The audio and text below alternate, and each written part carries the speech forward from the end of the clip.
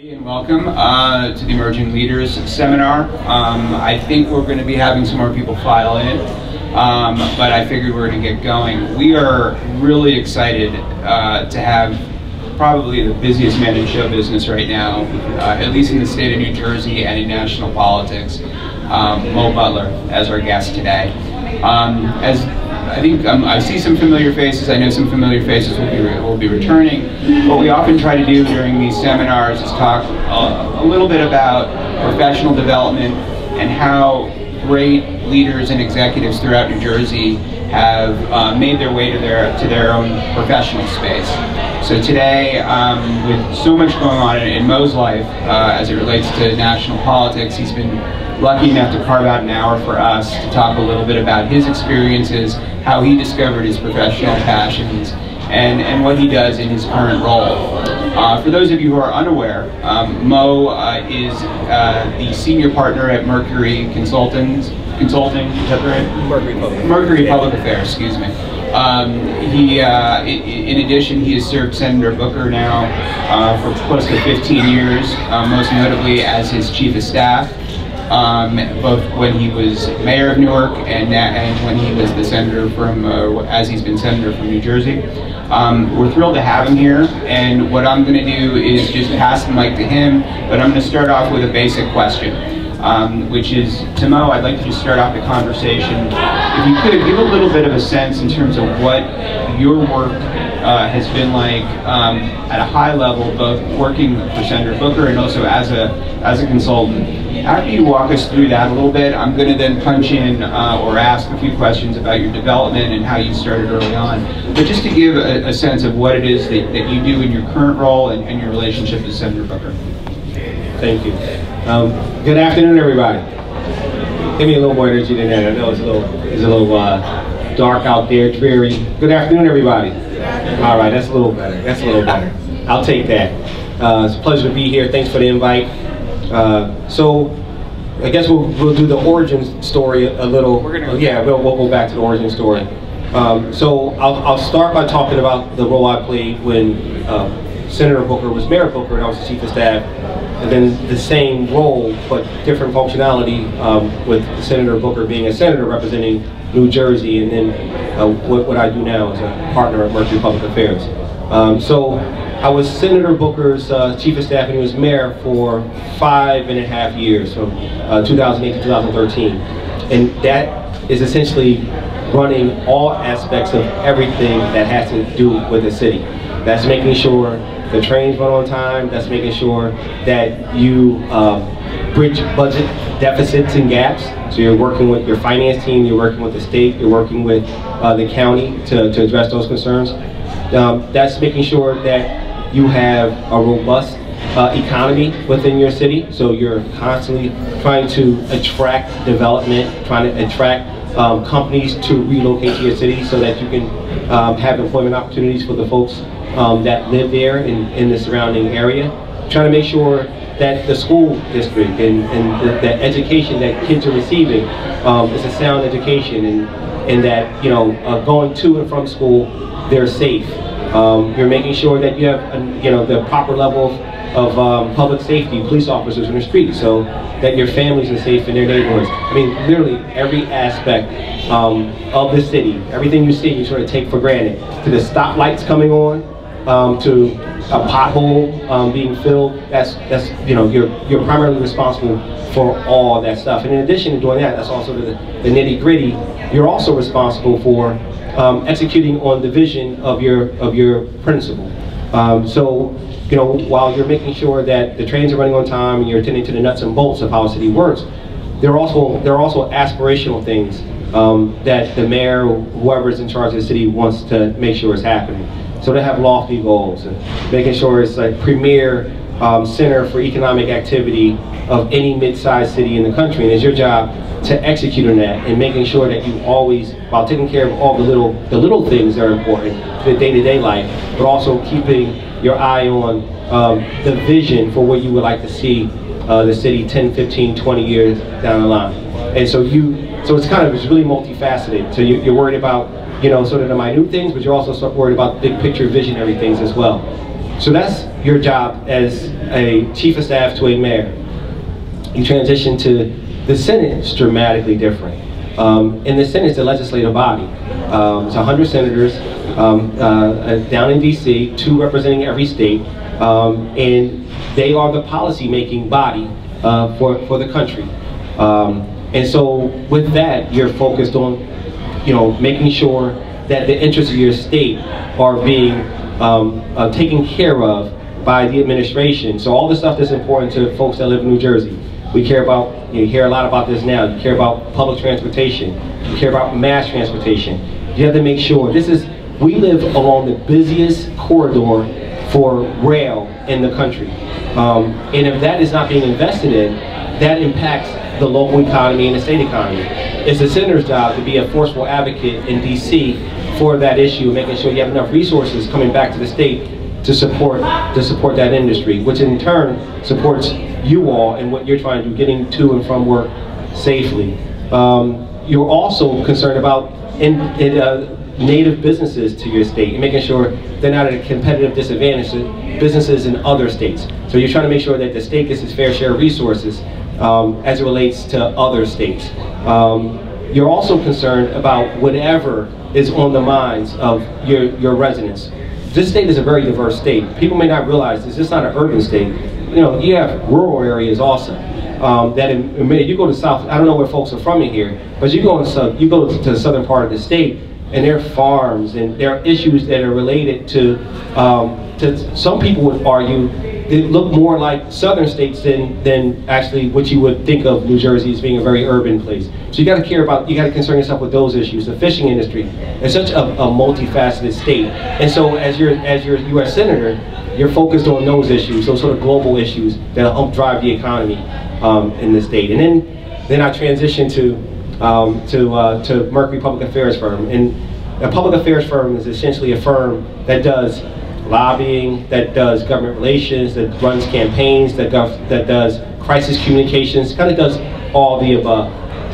And you can work on behalf of politicians, or you can work on behalf of Fortune 500 companies, you can work on behalf of trade associations, and you're, from a public perspective, you're helping them interact with different levels of government and different parts of the population, whatever sort of stakeholder group that they need to influence in whatever way or educate in whatever way. You're helping them think through that. So that's what a 30-second. That is a 30-second walkthrough of the last 13, 14 years. It quickly. It was record time. You like that? Let me let's bring it back a little bit, and we're going to open up for questions real soon. But I want everyone to kind of get a sense of Mo's pathway, and what he just described, I think, was really fascinating, both in terms of governance and also in terms of just how the state operates as a whole. And it's rare that we have someone like Mo here speaking to all of us, who's obviously the premier project manager, the premier strategist within the state. We're very lucky to have him. But at one point, you were a kid. At one point, you were a student in college. You've reached obviously a huge plateau when it comes to life professionally. But finding that pathway from childhood, adolescence, developing your skill set to reach the level that you're at now. Take us back to the very beginning, maybe the first time where you kind of had a sense of where you wanted to go, what you wanted to do, or perhaps even before that, before you didn't have any idea of really what you wanted to do, and how did you discover that passion? Yeah, I mean, I can honestly say I had no clue what I wanted to do until I was in my early to mid 20s. No clue whatsoever. What I did know, and this is all sort of predicated upon how I grew up. What I did know is I wanted to give back and be helpful to folks who grew up how I grew up, and in whatever way I could be. There was this I remember his name to this day. This guy, Chris Reitenhauer. I grew up in Philadelphia.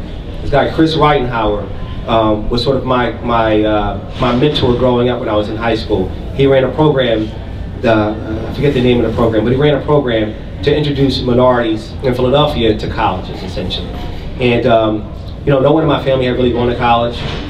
Grew up in a single-parent household. My mom worked hard. She did whatever she could do for us. But when it came to sort of looking at colleges, thinking about colleges, she just didn't have the knowledge and the resources, to be frank, to help me out. And so Chris was this amazing person, coached me and he coached my mom through the entire process.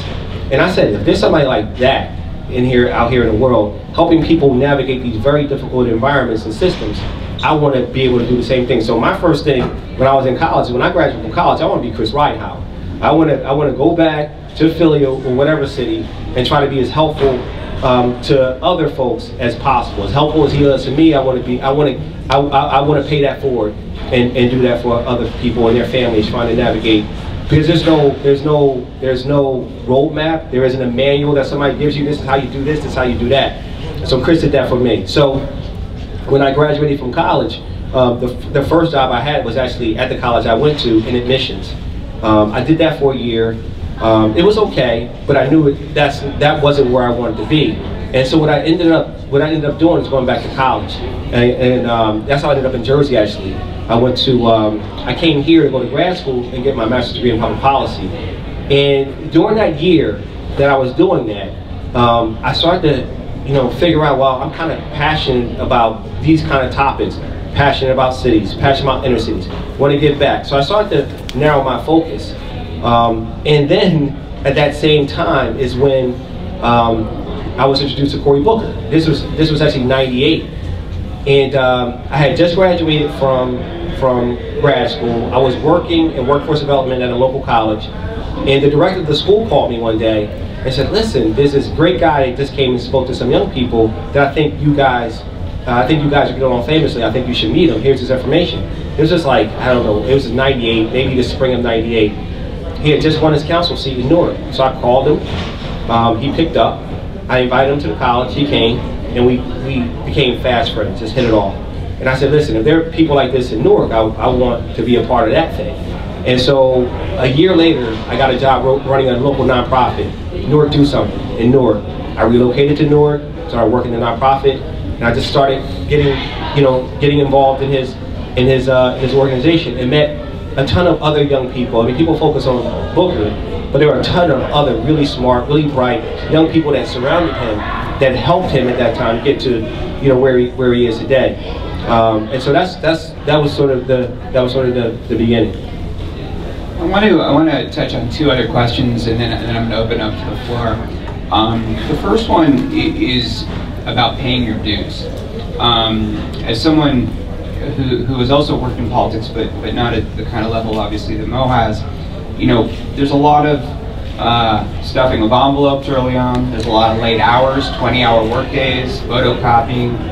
And it's something that I think resonates, especially when it comes to your professional development, because it allows you the opportunity to not really be responsible for anything, but to observe a lot, to be in a position where you can just kind of test out what you're interested in, what you're not.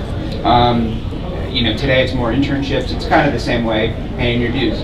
Talk to us about the importance of paying dues when you're developing your skill set, when you're developing your passion, and maybe give some examples of kind of the sweat work, the hard work that you had to put in to get to the level that you would eventually become a senior staff. Yeah, I mean, I think that's everything. I think especially when you're beginning, I think what's really important, because I've seen the opposite of this, I think it's really important in whatever field you decide to go into, the very beginning, humble yourself and recognize there's so much stuff you do not know.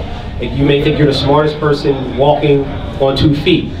Can guarantee you there's a lot you don't know. And experience means a lot. And so early on, I had, again, mentors who gave me that lesson and said, listen, walk in the door, you're not going to make a lot of money, work hard, try to gain as much experience as humanly possible, try to talk to as many people as possible, and just be a sponge and soak up as much as you can. So initially, when I moved to Newark, I didn't know anybody. My family's in Philadelphia. I got involved with Cory Booker and his team, but I really didn't know anybody outside of that. So I quickly, through my work at Newark Do Something, got to know a ton of people from different backgrounds from all over the world. In addition to that, through getting involved in politics and not having a background at all with politics, and definitely not really knowing anybody in Newark, not having that social capital, you know, I asked them to give me whatever assignment they could give me. I just wanted to learn. So, I mean, I look back on it now. I was given, in one election, I was given 3 districts to work. And I wasn't getting paid to work those districts. I wasn't being evaluated by my board to work those districts. It was something I did after work and on weekends, just to learn how the political process worked, but also to learn the city that I was calling home. I wanted to learn more about the place that I was living in at the time. And so I started just by knocking on doors.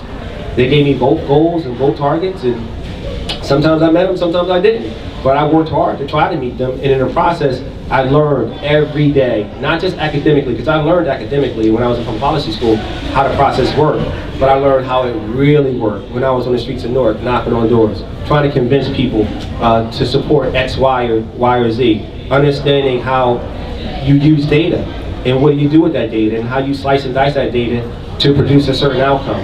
I mean, all that stuff was valuable. And I was, at that point, I was, that's a kid who no one knew, who was just trying to do good work and just showed up. And then you just keep at it. And I just kept at it. And you keep at it, you know, people will take, a lot of people, what you'll learn is, there are a lot of people in any given field, there are a lot of people who want it all now and they're not patient. And so what will happen is, you'll outlast them. You'll outlast them. So there were a lot of people who started when I started, but they got impatient. I can't do this for this money, or I can't do this because of this, or I can't do this because I'm not in charge, or I'm not being respected. And they would just rotate on, and you're still there. So it's not that I'm smarter than anybody, to be frank. It's not that I'm better than anybody. I just outlasted a lot of people, and I learned a heck of a lot. And I was, at the end of the day, in many respects, Matt, the last man standing. I would disagree. A lot of people in the state and nationwide would disagree as well. Before we open up the questions, I do want to unpack one thing that you talked about. You had, at the beginning, you gave a great summary of just everything that's on your shoulders, everything that you do. A lot of what we've been trying to talk about in the seminar has been not just to define what it is that folks do for a living, which you've obviously done, but not only to talk a little bit about the pathway of getting there, which obviously you just addressed, but also to talk a little bit about discovering your own personal passions as well. And as you are confronted with all these challenges of the state on a national level, as you're confronted with these challenges that you have in your current position and prior as Chief of Staff, have you found any specific areas of interest, issues that are out there that have become kind of pet projects for you, things that really matter to you on a personal level that perhaps the audience would just like to be enlightened by? I mean, yeah, there are a couple. I mean, one is, and we talk about this a lot, equity and access in education. Like, I think that, you know, every kid, irrespective of where they grow up, irrespective of what zip code they call home, should have the same opportunity to get the same quality education as anybody else. That should just be bare minimum. And so I'm really passionate about making sure that every kid has access to high quality education, and they have access to a pathway for success. Too many of our kids are written off. Just, I mean, to be frank, it's predicated upon the zip code they live in. And to me, that's not who we are as a country, that's not who we should be as a country, and we should all work like the Dickens to make sure that every kid has an opportunity to succeed and be successful. The other thing I care deeply about is making sure that everybody has a chance to succeed professionally and monetarily. You know, I mean, I worry about your generation. Like, you know, we started to feel this a little bit in our generation, but we're still like a sense of hope about the future. And where the country has gone over the last 10 to 15 years in terms of the inequity in pay and where the middle class is. I mean, we're not even talking about lower class, we're talking about middle class. Their wages have been flat for almost a decade and a half at this point. And what does that say? While at the same time, the richest of us are like reaping massive rewards. And that says something about where our society is and where our society is headed.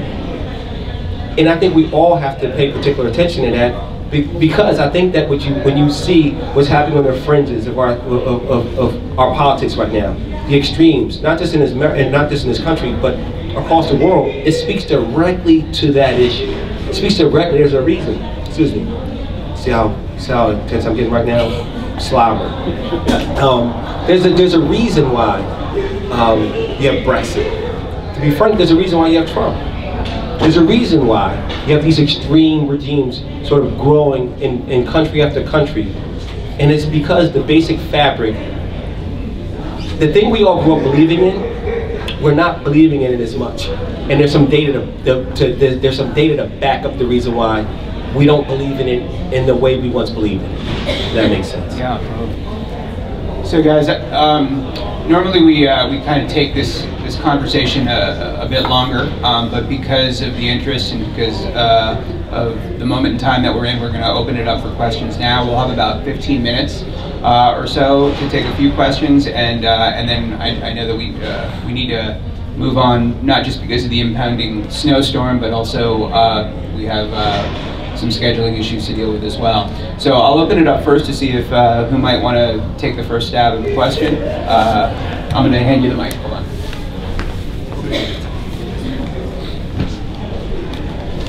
Brother, how you doing today, sir? My name is Najee Shabazz. I'm a freshman here at the institution. Yes, sir. I have two questions. I'll start with my first question, brother. Has there ever been a conflict of interest in your life where you want to help the people or our people and chase money at the same time? Has there ever been a conflict of interest where you're trying to monetize to sustain your life and help the people at the same time? We only have one mic, so I'm just gonna pass it along. All we need is one mic. That's all. Absolutely. So I was at a seminar earlier today and speaking to this exact issue. So when I transitioned from being in the Senate to being at this public affairs firm, initially, because I had never done anything in the private sector before, I was nonprofit, I was public sector, I never dealt with anything, like sort of dynamics associated with anything like that. And so, you want to be successful. I want to win at everything I do. And so what I did initially was I brought on like everybody who wanted to be a client, I brought them on, right? Because I wanted to be successful. And what I quickly realized was that I didn't like everybody I was working with. I just didn't. And so it took about 3 to 4 months to realize that I didn't have to bring on everybody that wanted to work with me. I could be judicious about who I wanted to work with, and I could make sure who I work with aligned with my values. I didn't know that initially though. And so what I did was I slowly started weaning off organizations and people and companies that I didn't believe in. And I was lucky enough to be at a firm where I was able to do that. So at the end of the day, I felt good about the work that I was doing on a daily basis. Felt as good as I did when I was working in City Hall and when I worked in the Senate. And I was working with, and we talk about this a lot, I was working with school reform organizations. I happen to believe in the organizations I work with. I was working with affordable housing developers. I happen to believe in the work that the affordable housing developers were doing. I was working with companies on their philanthropic work and their corporate giving work. I kind of can help them think through how to have the best impact that they can in that area. And so, but it was a process to get there. And now I'm blessed. Not everyone has this opportunity. Not everyone in my space have the same privilege that I have to be as discerning as I can be with the folks that I work with.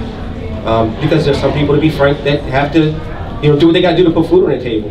I'm blessed that I have the opportunity to be discerning. I get to work with people that I care about, and I think they do good work. And I get to pick the politicians that I work with. I don't work with a lot of folks. Like, Simon has been with me since my City Hall days.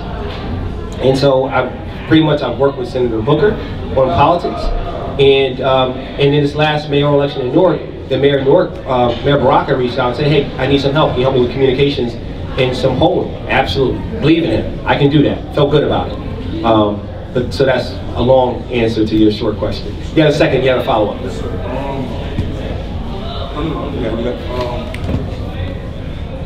Time management, right? That's something that's vital for us in college, right? Would you say you're in a place in your life where you find your balance and gain some type of control over your time? And if not, what type of strategies do you think that you recommend upon us to start building on to gain a sense of control over our life and time and balance, if you will? Yeah, I mean, I'm sorry by saying no. I want that in my life, brother. I don't have it right now. But what I try to do, this is like little tools. What I try to do is I try to like map out what my week is going to look like and try to be as proactive about my week as humanly possible, so I can prepare for it. So I can only account for the stuff that I can account for. There's stuff that happens all the time that you're just reacting. And so what started happening to me was I wasn't planning out my week appropriately and wasn't planning appropriately. So everything that I was doing was just reacting to everything around me.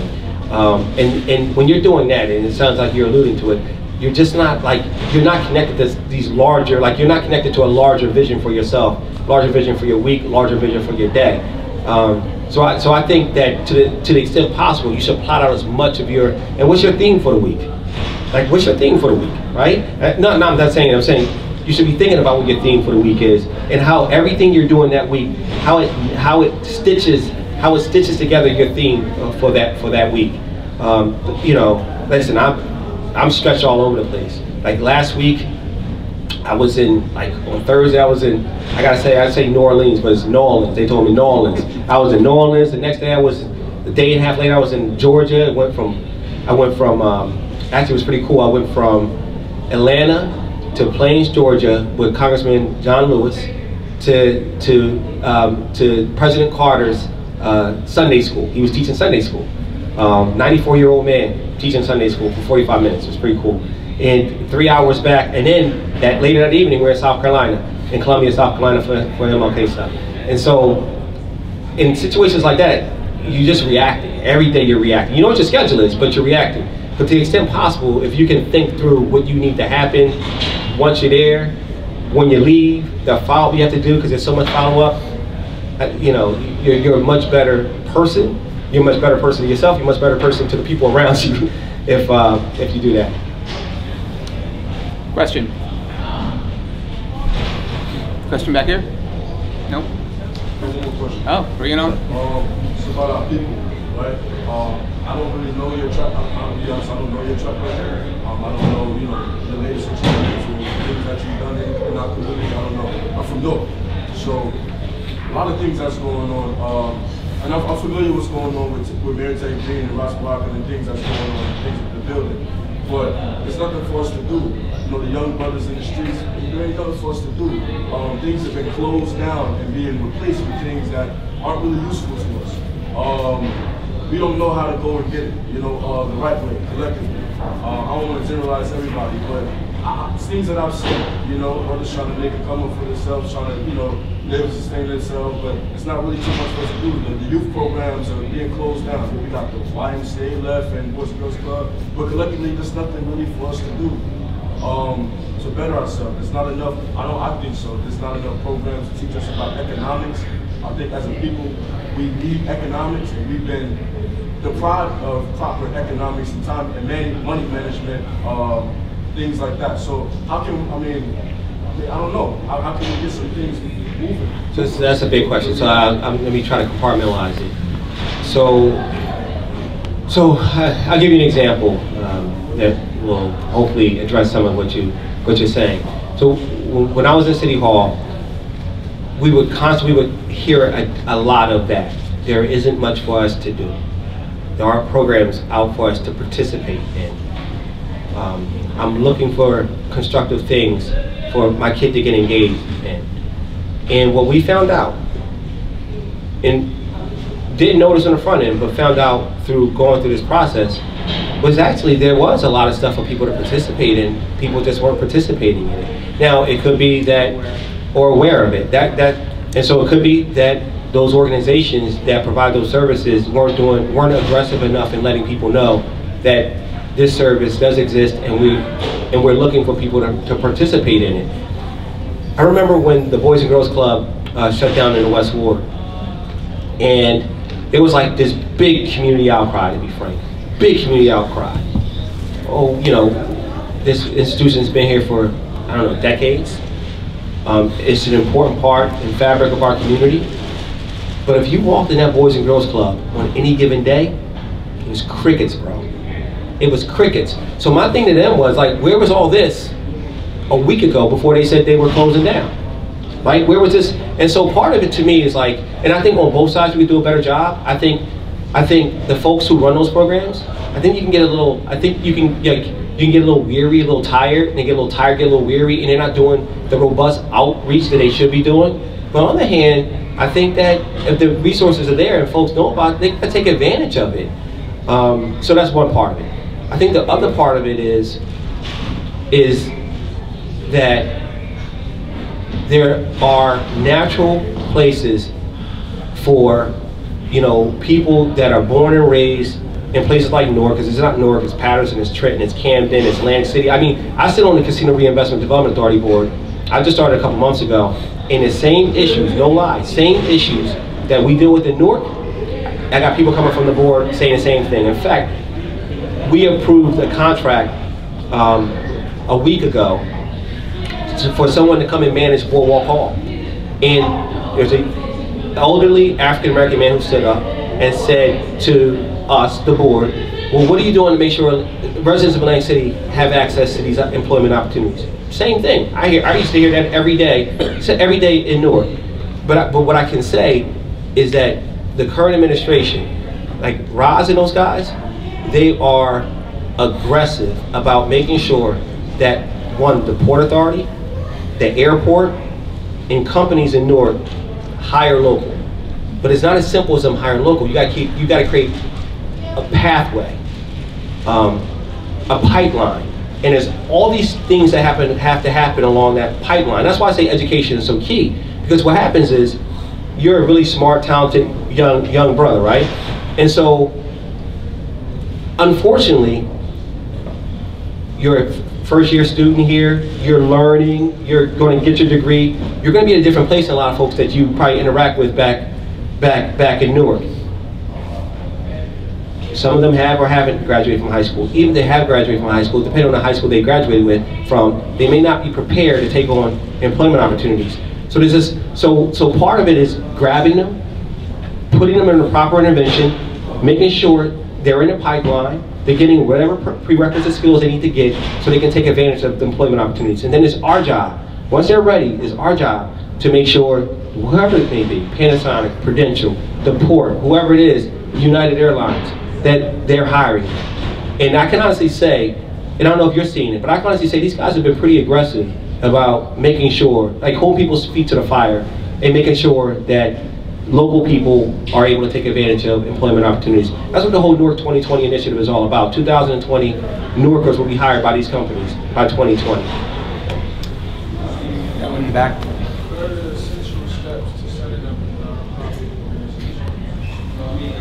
Well, I mean, are you thinking about starting one? I mean, you know, one, I mean, obviously, you got to think through what you wanted to do. And what kind of services you want to provide, put together a board of like-minded people, raise a little dough, and then just go to us. You can incorporate it yourself, actually. I mean, you can go online and incorporate it yourself. That's really what it is. Like figuring out what, and then you can get a little deeper and figure out what because it's a market, right? Figure out who else is doing what I'm doing. Maybe it may make sense for me to partner up with somebody, not start my own. But if it makes sense, if it's truly unique, and you feel like it's, you should start your own, then just, I know what your hedgehog concept is. What are you going to do better than anyone else in the world does, right? And build it around that, and just put together with like-minded people. Yeah, I was when we started. I started involved in starting a couple of nonprofits, and it really was as simple as people like you, like sitting around the table, come up with an idea, come up with a concept, fill out the paperwork, raise a little dough, and just starting to build your buzz that way. It depends on what you're going to do. Yeah, it depends on what you're going to do. I mean, like, you're going to have to pay your filing fees, which aren't expensive, but I don't know, like, it depends on what you want.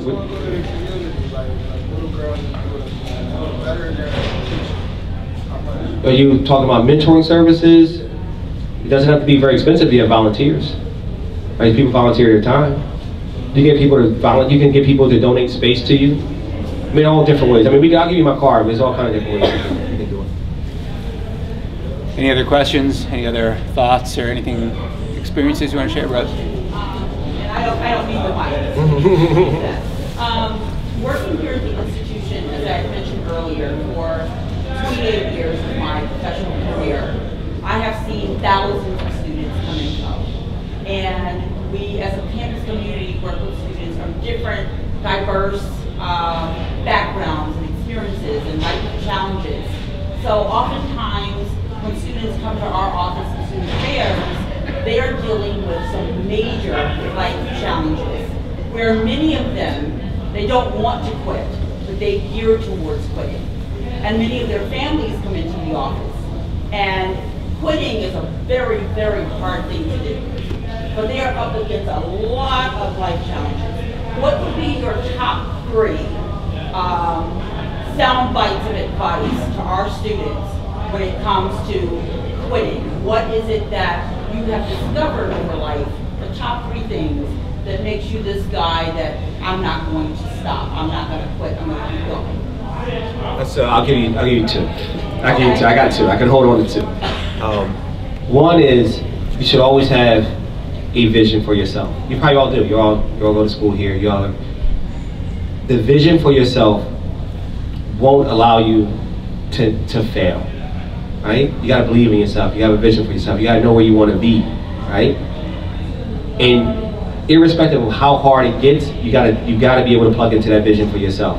So people are going to throw all kinds of different things your way. They're going to say you can't do this, you can't do that. There'll be structural barriers thrown your way, and you just got to look right through that. So that's one. I think the other thing is just never give up. You can't give up. Listen, when I was in undergrad, I'll tell this story. So my first semester undergrad, when I got my financial aid package, fully covered, I actually had a couple extra dollars left over. That was the last time I experienced a situation like that. From my second semester freshman year until I graduated, I always operated with a deficit, which meant that I could not register for my classes on time, which meant that I didn't have a room when I went back on campus. And so my mom would always say, the first day of school, she would say, get on the train, head to school. And I say, Mom, well, how am I going to do that if I don't have the money to do it? Like, how? They're not going to let me register. They're not going to let me. I'm just going to go up there with my bag and like be a homeless person on the street. And she said, just go up there and do it. And so that was like first, like that was like I didn't recognize it at the time, but I do now. Like that was such a learning lesson because you don't allow people to tell you what you can't do. And so I would go up there, and there was this lady. I'll never forget her name. And this is over 20 years ago at this point. Her name was Bab Smith. I'm outing Bab Smith. Her name was Bab Smith. She was the bursar. So I would go see her first, and I always had enough money to pay for the previous semester, but not the balance for the current semester. So I would give Bab Smith a check, and I'd say, well, can I register? And Bab would say every semester, from freshman to senior, no, you cannot register, okay? So then I would go see this guy, Dean Trockton. He was in charge of, he was like dean of, I forget what he's dean of, but he was my friend. So I'd see Dean Trockton. And so Dean Trockton would say, well, you need to go see Dean Drum. Dean Drum was number 2 at the institution at the time. And so I would go see Dean Drum, and Dean Drum would call Bab Smith, and Bab Smith would allow me to register. But this happened every semester. Now, if I allow Bab Smith to dissuade me, right, to put me in a place where I didn't feel I was good enough, or to take me to that place where I started to become dejected, then I probably wouldn't be here today. But I didn't give up. I just kept at it. And I think that, in retrospect, I think that when I look back on that, that was something valuable that I learned from my mom. And I think we all can take something away from that. Because you're gonna get a lot of stuff thrown your way. You just gotta stay focused, you gotta keep at it, and don't let anybody tell you you can't do it. Even if it looks like you can't do it, don't let anybody tell you you can't do it. So we've been doing this now for, I don't know, I'd say we've had about 12 sessions. And I can't think of a more perfect way to end a session than on that amazing piece of advice. I think all of us have been in that point multiple times in our lives, and to create an aura of persistence and patience, as Mo is advocating, is truly something for a lesson for all of us. I also want to just take a second, because I know we're short on time, to just emphasize the importance of that pathway that we talked about early in the session and Mo touched on at the end of our session. finding our passions, finding what we want to be doing, and knowing what opportunities are out there is a big part of this seminar class. And for Mo to open up and share his pathway, hopefully will be inspiration to all of us, and also provide us with guidance as we look to further our professional lives. So I thank Mo for joining us. He's we're going to be seeing a lot more of him in the future, and hopefully we'll bring him back to Bloomfield College at some point. And I know you have maybe a couple minutes to hang around, but do appreciate the time. I know how busy you are. Appreciate Thank you. Thank you.